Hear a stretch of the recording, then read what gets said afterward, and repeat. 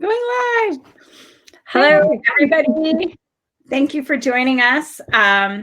We're here tonight with Annemarie Ahearn and Isabel Iman, one of my favorite people in the whole wide world. I'm going to turn it over to Isabel shortly, but I just want to do a quick PSA about what's happening at the shop. We have a lot going on. So we have Annemarie tonight. Tomorrow we have an author event with Danica Stone and her new book, Fall of Night. And then on Friday, very exciting, we have Jamie Curl. Her book is Baking Gold, and she's a local Portland chef, baker, and we're very excited for that. We also are testing the waters with a holiday night market beginning December 3rd. We will have 2 vendors a night.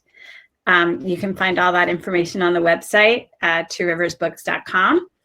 And I'm done talking. I am going to turn it over to Isabel. Thank you both so much for joining. And let me see, what do I...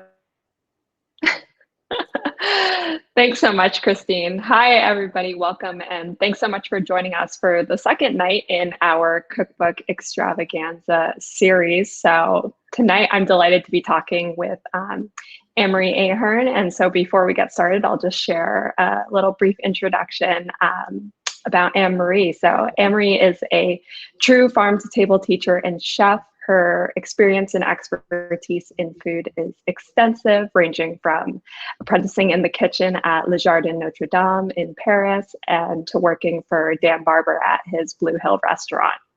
And so after leaving New York City for coastal Maine, Annemarie founded the celebrated Saltwater Farm Cooking School.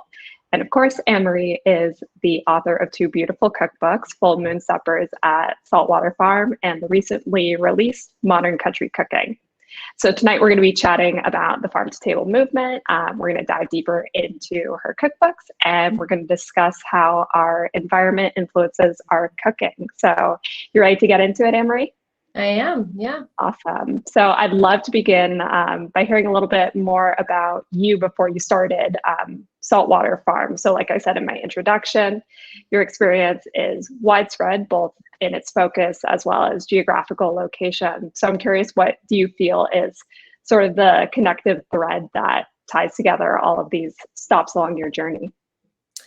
Well, I guess when I was a little girl, I used to watch my dad cook, and we subscribed to Savor magazine from really since they started publishing it, which I think was 1984. So I mean, my dad, has subscribed since then, and I started watching him when I took an interest in food, which was probably, I don't know, maybe I was like 10 or 12, and my dad did a lot of traveling, and when he would come home, he would cook some of these really traditional recipes from the magazine on Sundays, always on Sundays. And my mother was Italian and came from a restaurant-owning family and made like a traditional Italian-American food 5 nights a week. But I was really fascinated by all of the ethnic cuisine that my dad was making. And I grew up in Milwaukee, Wisconsin, and there's enough of ethnic population there that we could shop for foods at Mexican grocery stores and Indian grocery stores. And so I guess the thing I loved so much about food from an early age and continue to love to this day is traditional recipes that have been made more or less the same way for generations. And Savor did such an incredible job of researching those recipes, traveling all around the world, sitting in the kitchens with the men and women who cooked truly traditional food. And I just loved that magazine so dearly. And so when I was in college studying political economy, I found myself cooking more than I was reading about political economy. I started a little restaurant column for my college paper in Colorado, and there was hardly any good restaurants to report on, but I just loved food. And I think by my junior year, I had decided that I really wanted to learn more about cooking, and I wrote my thesis. Somehow I convinced the political science department to fund my thesis, which was on the people, culture, and food of Oaxaca, Mexico. Amazing. We were like a Amazing. party for the whole political science department. Made really traditional Oaxacan food. There was a guy, a friend of mine at college, whose mother was Oaxacan, and so he was like my research helper. And we just cooked every day, and it was just so much fun. And the irony is that the book that we cooked out of was written by Susanna Trilling, who has a cooking school in Oaxaca. And years later, I went down to her school and cooked with her. And then she's come to Maine and cooked at my school. So we managed to sort of bring the story full circle. But yeah, so I've just always loved traditional cooking, and I've been really curious about it. So that sort of was a theme throughout all of my experience cooking. I went to France, both southern France and Paris, and lived there for a total of about a year. Learned French mostly as a server, but also worked in the back of the house and learned a lot about traditional French cuisine. And then worked in New York and took an interest in farm-to-table cuisine. I worked at Blue Hill, but mostly just like I wanted to see how different people cooked. And in culinary school, I remember the module, in culinary school, you go through many modules that I was most interested in, which is no surprise, was like regional cuisine, like specifically working your way through the regions of France, through the regions of Italy, through the regions of Spain. Of course, a lot of culinary school is European focused. That's sort of changing, but at the time that was the case, and I loved it so much. So I ended up working at Savor magazine as a fact checker.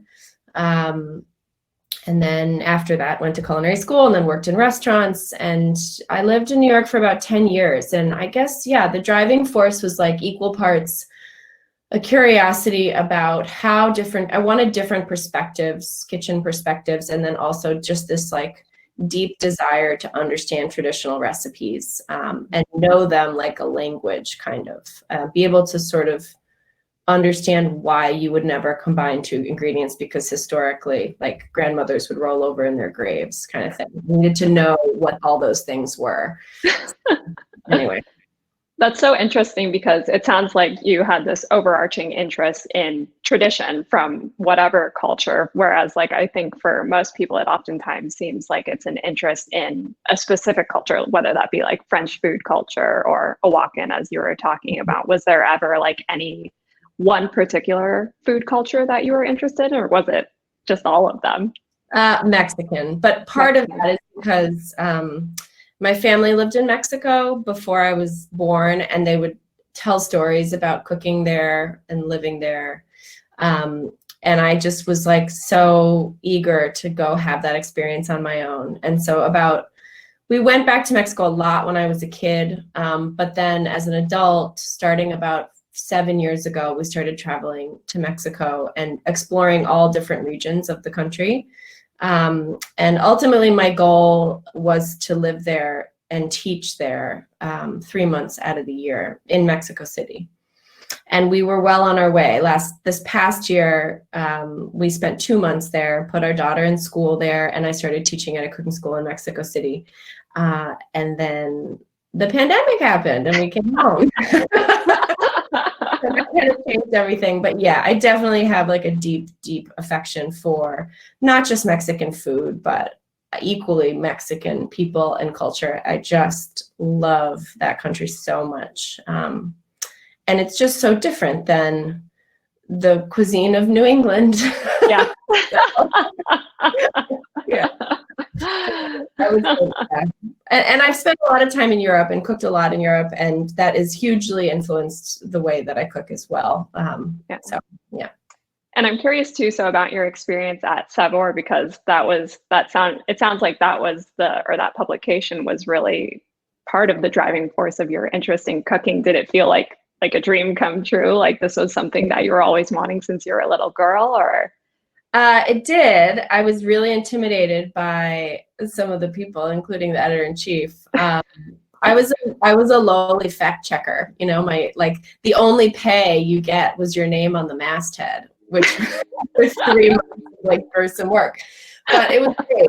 They had incredible culinary library. They had a beautiful test kitchen. And the people that I worked under, I followed all of their careers and even kept up with Camus Davis, actually, who is a butcher in Portland area. So she was like my direct boss. But yeah, I just loved the people that worked for that magazine. They had like such integrity and were so widely respected by everybody in the food journalism. So it was like really a privilege to be in the same editorial office as those folks. Yeah.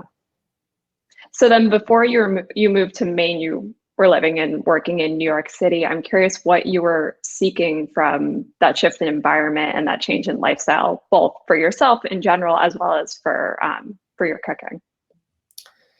I was tired of restaurant cooking. It didn't like satisfy my desire to really become a better cook. I learned how to make a few dishes really well. And at the restaurants that I was working at, we had access to really beautiful ingredients, but that connection was sort of lost between land, sea, and the plate because we were on an island that is called Manhattan. So I think there's like a part, my whole family's from Brooklyn, New York. I knew I needed to live there and I knew I needed to work in the food business there.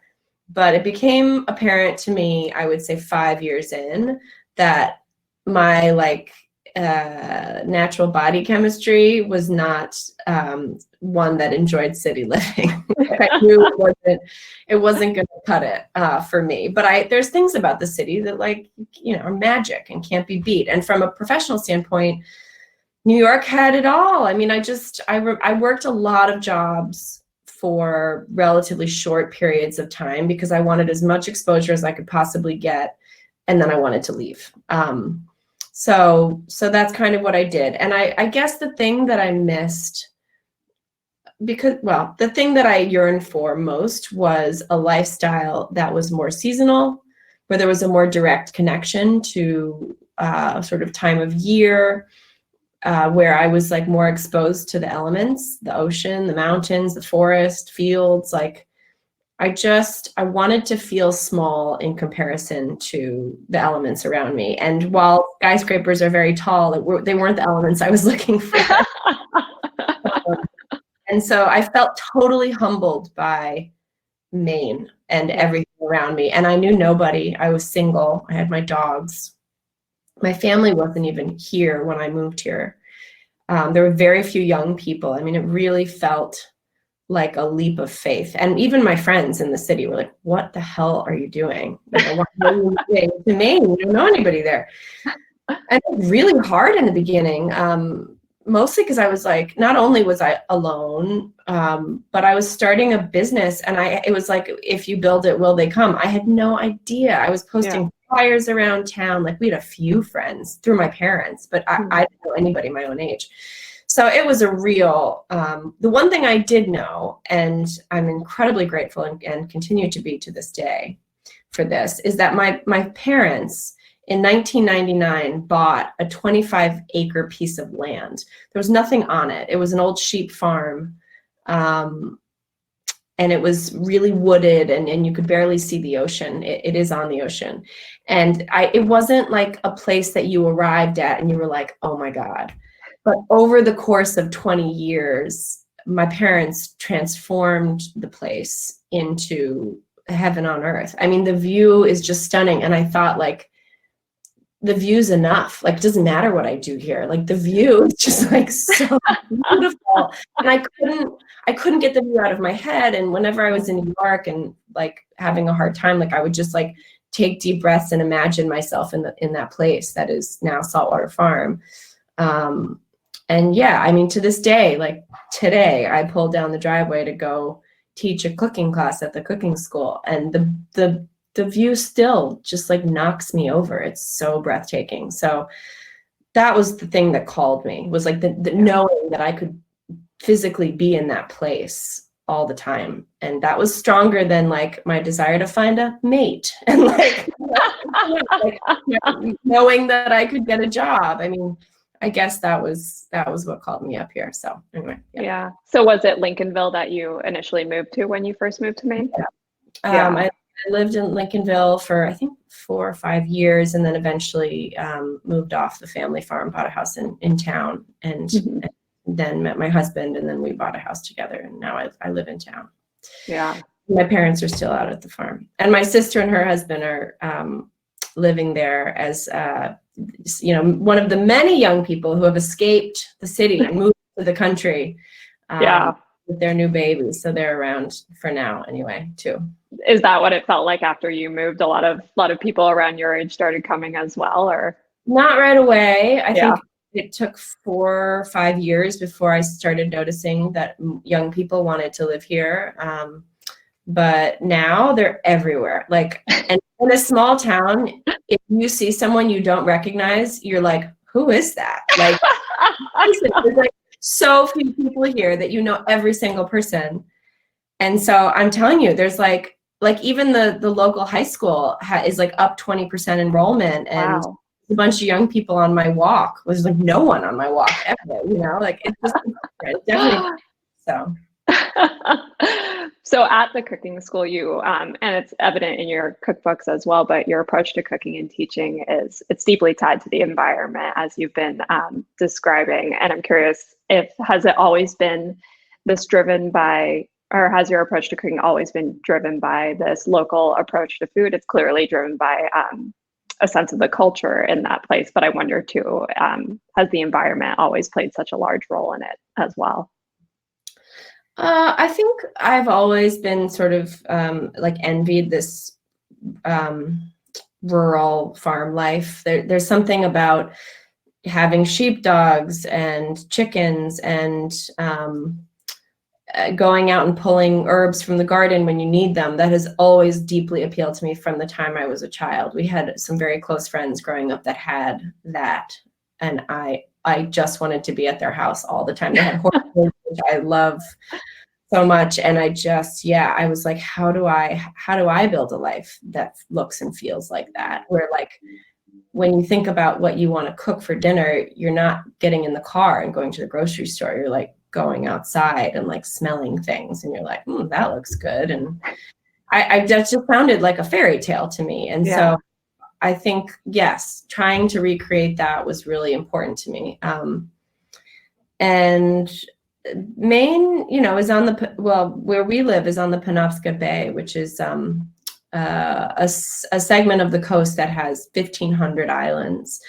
And there's loads of seafood that comes out of the Atlantic. And so that is a big player in all of our recipe building. Tons of lots of fish variety, and shellfish and oysters and lobsters, of course. So yeah, I was really intent on connecting with the land. I also, when I first moved to Maine, I was really interested in mushroom foraging and hunting. And I still am, but I kind of got my fill in the woods. I'm done walking through the woods with my dad carrying a gun and my friend, the mushroom forager. Now I'm like, call him and I'm like, what do you got? That was really an amazing experience too, just to have that under my belt. So yeah, it's awesome being actually connected to the land and growing food. And what's even better is like sharing that experience with people who come and visit and who have never pulled a carrot out of the ground, and just to see the look on their face when they do it, and then watch them clean it and realize that there's like dirt all over it and it needs to get cut off. And I don't know, it's just, we don't think about food that way. We just think about it in the way that we pick it up at the store. So yeah, I've enjoyed that. And farming, there's nothing easy about it, particularly like the piece of land that the cooking school is on was never meant to be a vegetable farm. It's meant for grazing animals, and it's wonderful. The soil is great for berries, and we grow loads of perennials. But the soil's terrible for vegetables. So we've had to amend it and compost and compost and compost and compost every single year. And it's gotten better and better, but it's hard to grow a lot of things at the farm. And really easy to grow other things. So that's been a learning process. Yeah. And so I'm curious, with all of that, is what would you describe as sort of the central intention with all of your work, with your teaching and with your cookbooks? What are you hoping that people get from it? I don't think I knew, like, you're expected to write a mission statement when you write a business plan, but nobody really knows what the mission is until they start the business, I feel like. And it took me 5 years to actually understand what I was doing and why I was doing it. Because your clientele is, and sort of how they receive your thoughts is a huge part of establishing what the mission is. And so I would say now I'm 12 years in, that my goal is simple. It's to get people more comfortable in their own kitchen. It's to get people to trust their instincts as cooks. I really believe that all of us, even those that have deemed themselves bad cooks, have an instinct for cooking. So people ask me a lot of questions that I think they know the answer to. So I throw a lot of questions back at them. I encourage people to touch, taste, poke, like smell, like pay attention to the food. Appliances are all different. So when they're like, well, how many minutes? It's like, it doesn't matter. Just pay attention to it. What color is it? I just think that a lot of cooking is intuitive, and you have to convince people that they have the intuition, because they do, like they really do. And so, there's a fair amount of trial and error associated with that. And you have to make mistakes in order to learn what not to do and how to save something. That's just part of the process. And like, I used to be really embarrassed when I would make a mistake in the kitchen, because people are paying me to be an expert. But I was like, no. People are paying me to learn. And if I make a mistake and I correct it, then they see that and they realize that they can do that too. And that's much more important than me being a fancy chef who can show you how to make a fail-proof dish. Like, people need to understand how mistakes are fixed in kitchens, because that's an enormous part of cooking. Well, it's so empowering too to be able to address something when something inevitably goes wrong. Yeah, totally. It is. Yeah. So you're clearly very deeply involved with every part of the cooking process, not only cooking itself, but teaching, developing recipes, and raising food. And your work is deeply tied to all parts of it. I'm curious if you have a favorite part.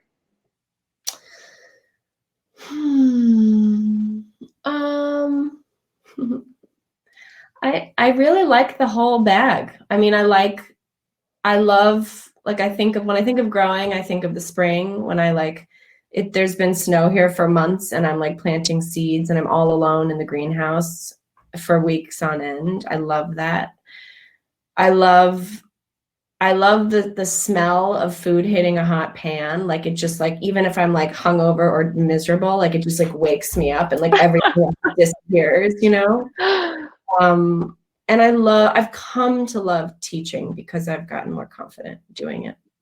In the beginning, I was afraid that I was like perceived as young and inexperienced, and I no longer have that fear. And now I've been able to completely embrace teaching people how to cook, and it just feels great. And they teach me so much, because a lot of my students are twice my age and have been cooking for twice as long as I have. And they bring with them so much of their own cooking experience. And so there's like this wonderful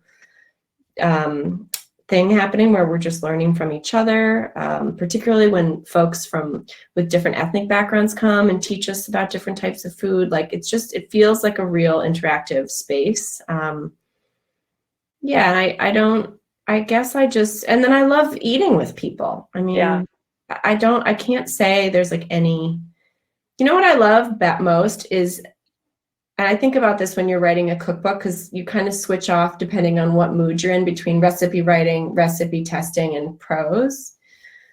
The nice thing about my job is that it's a bit of all of the things I love, and nothing ever feels like monotonous, and I love that about it. Yeah. Were you always excited about like trying to take on teaching, or how did that sort of come into the mix for you? When I was in culinary school, I was in awe of my chef instructors. They were like walking food encyclopedias, and I was like, I need to know that much about food. I need to have an answer to all of these questions. Like, they just lit me up. They were so awesome. And I remember I really loved learning about butchering. I understanding, like, I think when I was a kid, I like wanted to be a doctor or a surgeon. And then I watched all of Grey's Anatomy. And then about understanding an animal, just the makeup of the anatomy of an animal and understanding how to like maneuver your knife between the different parts. I just thought it was like such a cool thing to learn and so practical. So yeah, I forgot the question. Just if you always wanted to be a teacher, but yeah, it sounds like that curiosity sort of really took you in that direction. Yeah. Yeah. So switching it over to the farm to table movement a little bit, you're clearly seen as a leader in this movement. I'm curious, why do you think farm to table cooking has gained so much traction in recent years? And how do you see its course sort of impacted by the shifts that we've been making to the significant changes that we've been making in our eating and cooking habits due to COVID and the pandemic and everything?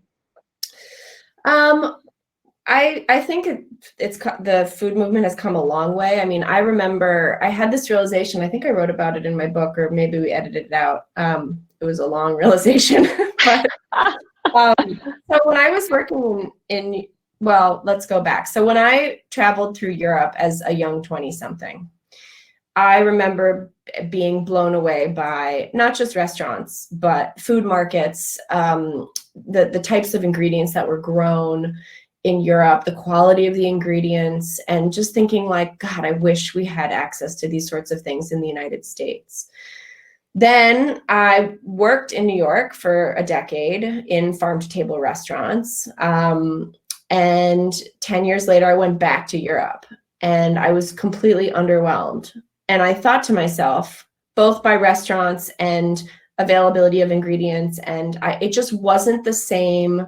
I'm speaking specifically of like France, Spain, and Italy, but it just wasn't how I remembered it. And I thought to myself, what changed? Is it my memory? Is my memory off? And I was like, no, the United States has come so far in growing different varieties of vegetables, access to different types of proteins, and just the quality of our food, specifically local foods that are available to people, has increased so much. Like even in Maine, I mean, Maine is like very well known for its small farms because a lot of people are homesteaders, and there's just a lot of wonderful small farms in Maine.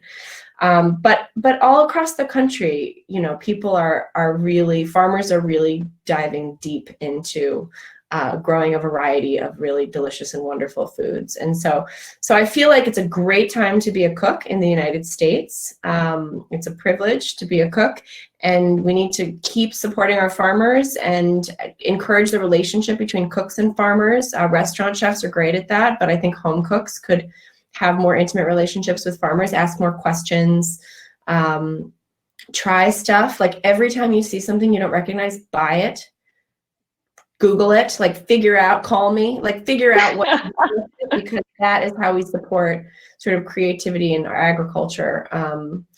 And yeah, I think it's a great time to be cooking in this country. And I'm excited about that. I also think that because we haven't used the word pandemic yet, but I think that a lot more people are cooking at home.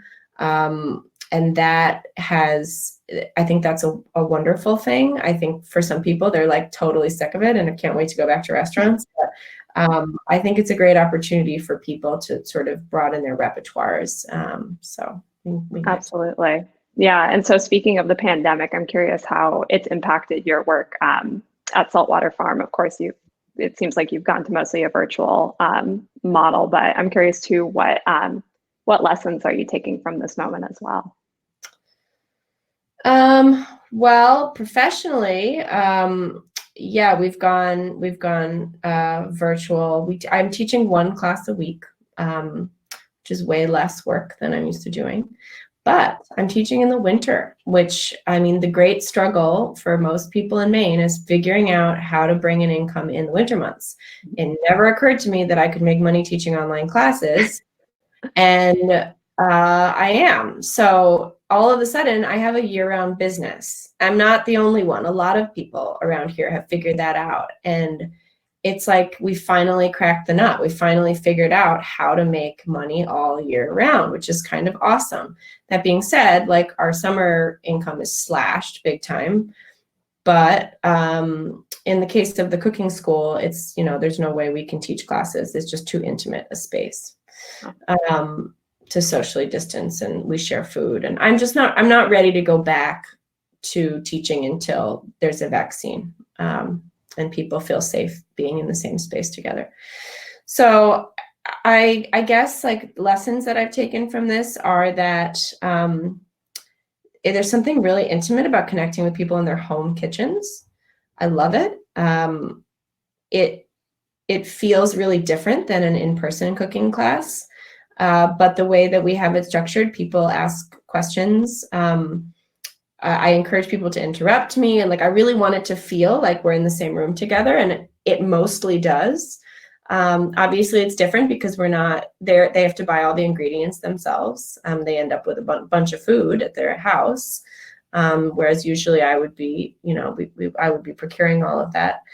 But I guess, yeah. So in some ways, the silver lining is that it's expanded the revenue streams of my business and my ability to connect with students in the off season, which I've never really that successfully been able to do. We have a members club where we connect, but the online cooking classes have been wonderful.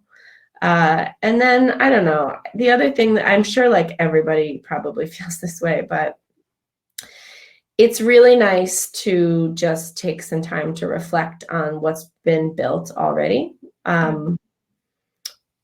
I am a type A hard worker, don't really I just wake up and I move and I move and I move and I work until it's time to go to bed pretty much every day.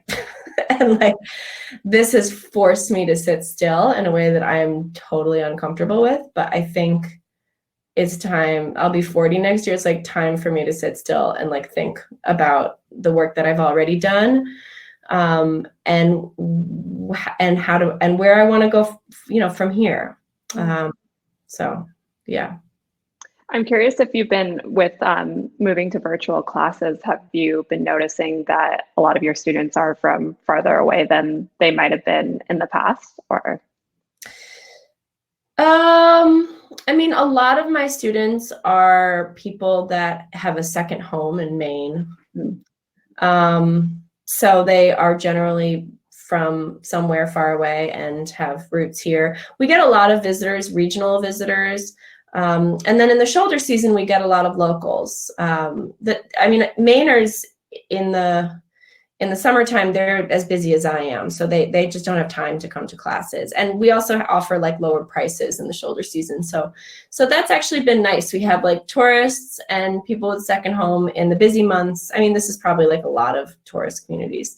And then in the winter time, or rather in the shoulder season, we offer a sort of shift in the variety of classes for the locals. And then in the even further shoulder season, we do a cookbook club where we celebrate, similar to what you guys do, a different cookbook, and we play around with more ethnic cuisine when we don't have as much fresh produce. So not that ethnic cuisine doesn't rely on fresh produce, but it is an opportunity to sort of experiment a little bit more when we're not harvesting food from the farm constantly. Right. So turning it to your cookbooks a little bit. So your first cookbook, Full Moon Suppers at Saltwater Farm, was released in 2017, and your most recent book, Modern Country Cooking, just came out. And so I'm curious if you think that your cooking has changed, evolved, developed in any way between those two books. Yeah, sort of. I mean, the first book is about specifically our supper club. I don't think the style of my cooking has changed very much. I think that when my cooking changed was in the first 3 to 4 years that I moved to Maine before I wrote the first cookbook. And the second cookbook is really the second cookbook is actually the book I wanted to write first, but I just wasn't ready. And so we decided to go with Full Moon Suppers because it was a concept that people, well, first of all, the suppers were very popular, and we're all pretty much sold out. And And the publisher thought it was a good hook for a first-time author. And it was a great idea. And I ultimately got to write my sort of like manual to Saltwater Farm, which is modern country cooking. So yeah, I mean, any one of my students who has my book, like, would tell you that the first 100 pages of this book, as you read it, it's like you're sitting in a room with me. I'm just like saying all the things that if you've been to my classes, you've heard me say before. I just had never put it all down on paper, the lecture portion, that is, of my classes. So the first half of the book is really all of the things that I've sort of like all of the culinary know-how and kitchen fundamentals that we have acquired into the Saltwater Farm repertoire over the years. And then the recipes are, I feel like the recipes in modern country cooking are just recipes, some of which appear in the school, others which don't, because the school is not open in the wintertime and the chapters are the months of the year. But they're just recipes that are seasonal, simple, that I love, that I know people can make at home comfortably. Yeah. I'm sure you define it in the book, but I'm curious if you could share here how you would define what modern country cooking is. Yeah, so that's sort of how my style of cooking changed when I moved to Maine, as I became a country cook. And so, like, when I think about what does that mean, to me, modern country cooking means being really resourceful. So not necessarily like finding a recipe online and then going and buying every one of those ingredients, but saying, what do I have in the house? What substitutes can be made? What do I have growing in the garden? That sort of thing.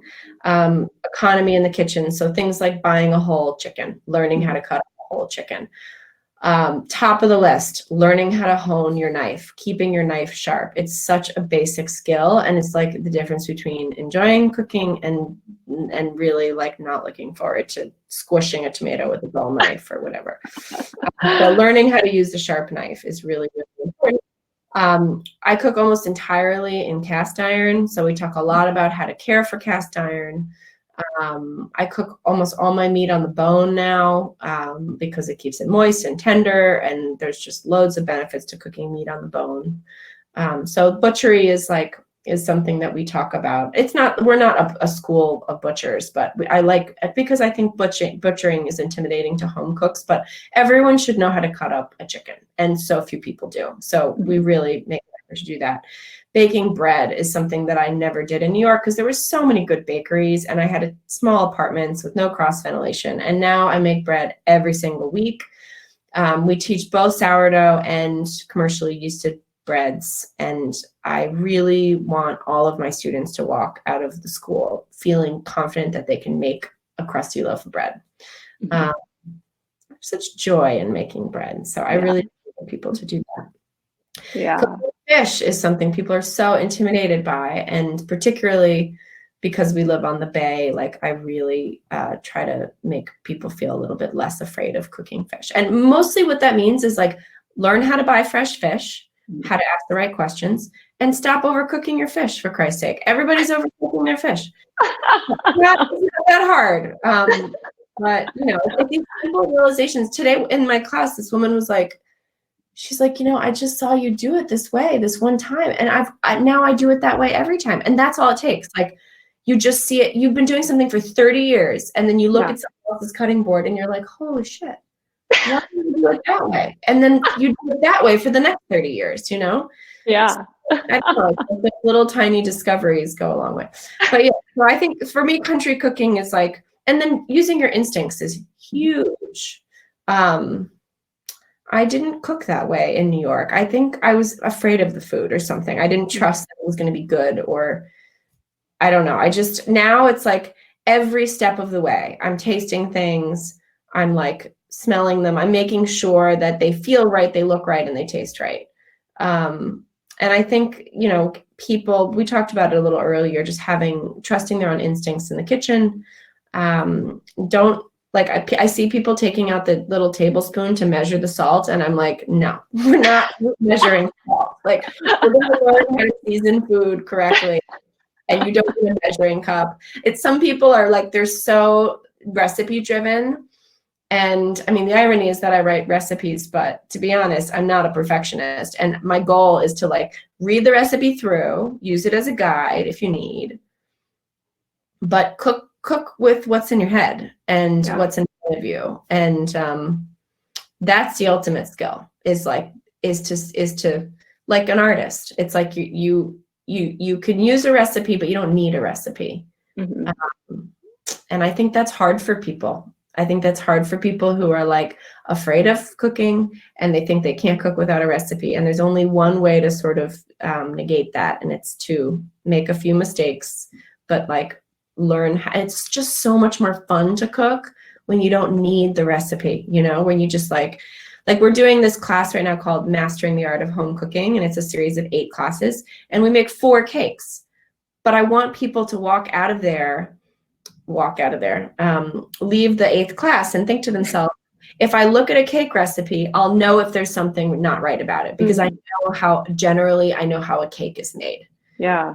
Like that's the skill, is just being able to look at a recipe and saying, and that's a pretty important skill, and one that, you know, like you have to do a lot of cooking to get there, but to be able to look at a recipe and be like, that doesn't make sense, that's not right, and then not do that thing. Like if your gut says this is dry, or this needs more liquid, or that doesn't seem like the right consistency, your gut is almost always right, because you know what a batter looks like. You know what I mean? Yeah. So, anyway, I'm always curious about that. That's so interesting. For, you know, you've been writing these cookbooks, but you don't necessarily believe that people truly do need recipes. So I'm always curious how you navigate that. But it sounds like, in your perspective, recipes are really, they set a framework for people when they're cooking. Yeah. There's so many variables, like lemons are different sizes, eggs are different sizes. So I really try to get people, I mean, if you had one class with me, you'd like understand, because it's always the same. Like I'm always encouraging people to stop measuring and to answer their own questions, and to just like trust that they know what this is supposed to look like or feel like or taste like, and adjust accordingly. So anyway. Yeah. And it sounds like too, that you think that, understanding the techniques and then also relying upon your instinct, these are things that go parallel and hand in hand with one another. Definitely. Yeah. So I'm curious if you have any favorite recipes from either of your cookbooks. Yeah. Well, I think I made my favorite recipe today from Full Moon Suppers, which is the cocoa braised wine chicken. It's also like the best fall recipe. We just ate leftovers for dinner. It's still delicious. But I love, it's like traditional French recipe, which is where I first learned to cook. And we like make, it's a pretty traditional dish. And then the thing that I do to make it even lovelier is we take whole mushroom caps and whole cipollini onions, but we actually use shallots today. And you cook them with just butter and water and salt in a pan until they're like cooked through. And then you make sure that they're nice and golden from the butter. And those are sort of the garnish for the roast, or rather the braised red wine chicken. But it's just beautiful and so delicious. So that's my favorite recipe in that one. And then modern country cooking. I was thinking about this question before we started the interview. You know what I'm gonna go with here for my favorite recipe? It's the one I've made the most. So I'll say it's more sort of like a practical dish. It's a salad, and it's called the salad agrodolce. And what it is, I'll describe it to you. Hopefully it'll make you feel hungry. It's earlier where you are, so I don't know if you but a combination of really fresh spinach, which is seasonal. Like spinach, it does really well when the nights are cooler. So now is the time for spinach. Roast vegetables, and you roast on a big sheet pan. You roast butternut squash, onions, garlic with a bunch of balsamic vinegar and olive oil and thyme and honey. And so the vegetables, you can't crowd the pan because they don't get caramelized. The vegetables get really syrupy and sort of sweet. And then you chop up a fresh apple, which we have lots of fresh apples this time of year. And there's just a very simple dressing. And then I put hazelnuts or almonds on top of it. But the combination of like the spinach, the fresh apples, the like syrupy roast vegetables, and the crunchy nuts, it's just the perfect salad combination. And every time I serve it or bring it to parties, which I do a lot, people are like, God damn, that's good. It goes really well with like a roast chicken, or you can throw a cup of cooked greens in it to bulk it up. But it's just the best fall salad. And yeah, that's my favorite. Yum. Yeah, that definitely. I saw Christine's comment. She's starving. That sounds so good. Oh my gosh. It's funny because my mom and I, we text about this one salad that we make all the time, like for all the time. And I think this is probably going to replace that salad. This will be the salad that my mom and I are texting about. That sounds so good. Oh. So we've chatted about a little bit about like all the different like techniques that you think are important to learn. But if there was like one thing that you wanted somebody to take away from one of your classes or one of your books in terms of a skill, what do you think would be the most important to set them up for success in the kitchen?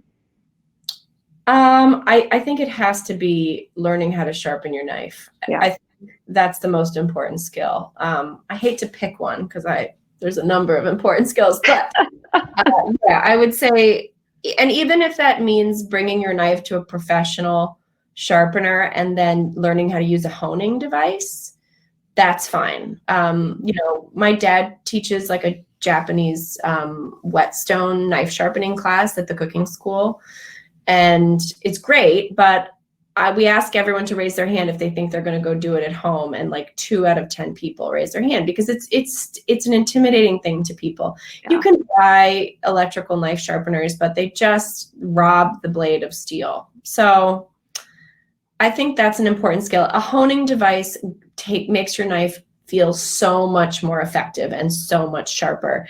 And usually when home cooks are using a knife, they chop up and down. So the center of the blade is really dull and the ends are really sharp. Mm-hmm. A knife is intended to be used in a rocking motion where you use the length of the blade. So you're sort of like using it evenly. So just like, I think learning how to use a knife and how to keep it sharp are just such useful skills. So yeah. Yeah, we have 2 questions in the chat. First, related to knife sharpening. Someone asked, is it possible to learn knife sharpening in an online class, or would you recommend an in-person class? I actually have thought about this. So I talk a lot about, like today in my class, I talked a lot about using a honing device and then the proper knife cutting. I wonder if a knife sharpening class is going to be as effective online. I mean, there's like a million YouTube videos that will show you how to use a Japanese whetstone. But the fact of the matter is, it's like the way you learn to do it is repetition. You don't sharpen your knife before you're going to cook. You sharpen your knife on like a Sunday when you have an hour to really sharpen your knives. It takes a while. And a fair amount of it, especially when you're learning, is just feeling it to see if it's getting sharper. And that's how you learn, is to sort of just like do it over and over again. And then eventually you're like, oh, wow, this is a lot sharper. I'm actually sharpening my knife. We do have a video. Yeah, just email me if you guys want a video about knife sharpening and I'll send it to you. We made a bunch of videos in the spring when the pandemic first hit. And one of them is my dad doing his knife sharpening demo. So I'm happy to share that with anybody. Awesome. Yeah, that would be great. That would be wonderful. And then another question, what was the name of that salad again that you were describing? Salad agrodolce. Agrodolce is sweet and sour in Italian, and it's like a classic Italian flavor combination. Balsamic vinegar is sort of the definition of agrodolce, sweet and sour. So that's where it comes from. Yum, so good. So final question. So Saltwater Farm opened over 10 years ago. I'm curious how you think how it has changed since you started it, and what are your hopes for the future, both for your books and your classes, as well as your cooking too? When we started, I think I was teaching like 25 classes a year, and now we're teaching 70. We've started teaching classes abroad, which was always something I wanted to do. So we're teaching in Mexico. This is all, let's pretend like the pandemic isn't a thing for just a moment. I would love to do that, yes. teach in Mexico City.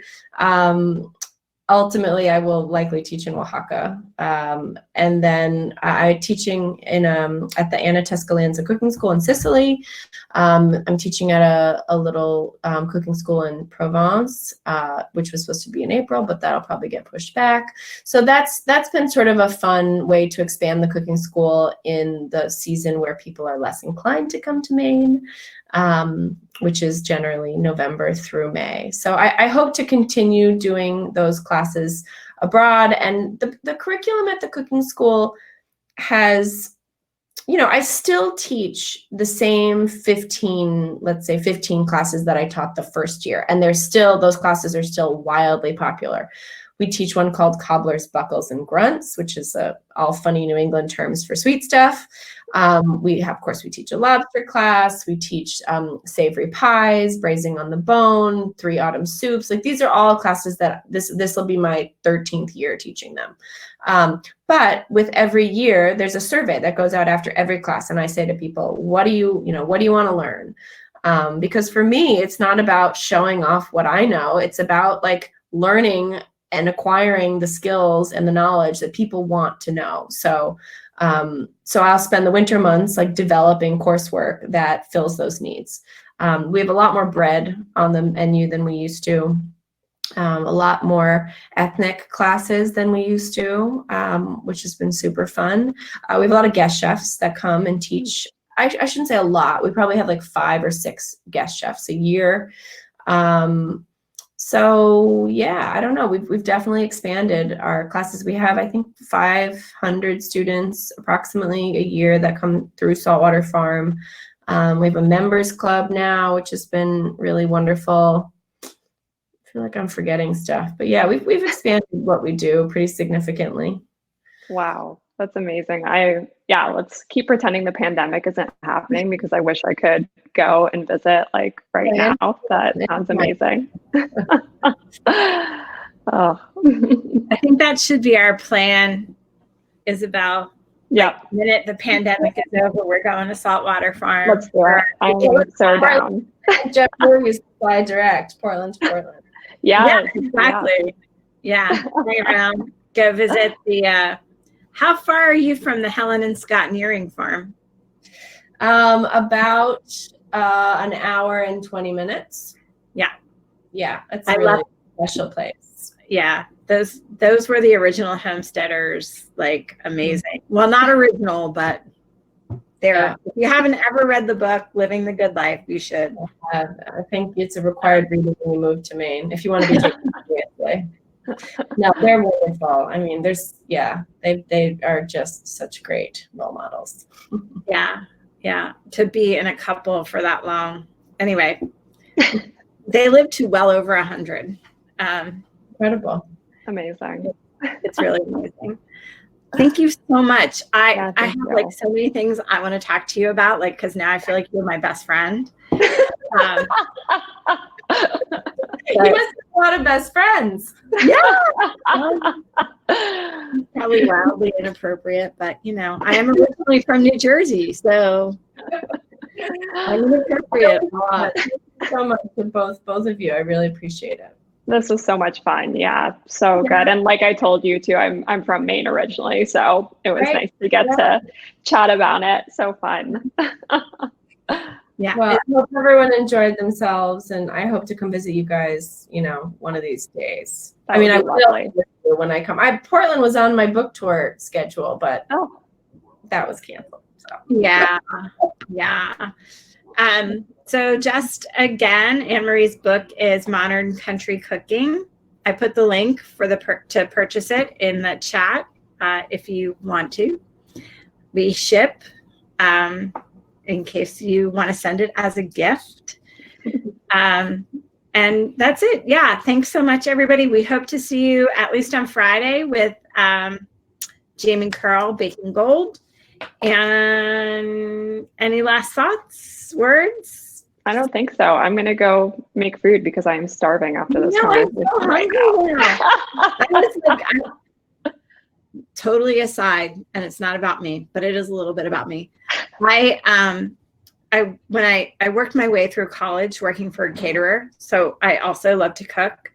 And then I was in hard times when I lived in Oakland, California. So I was doing personal chefing for people. And my favorite was just like trying to make stuff out of whatever was in their refrigerator. I love that game. I love being set up with like clear constraints. Yeah. You know, let's figure it out. Anyway, thank you. So fun. Thank you guys. Have a good night, everybody. Bye.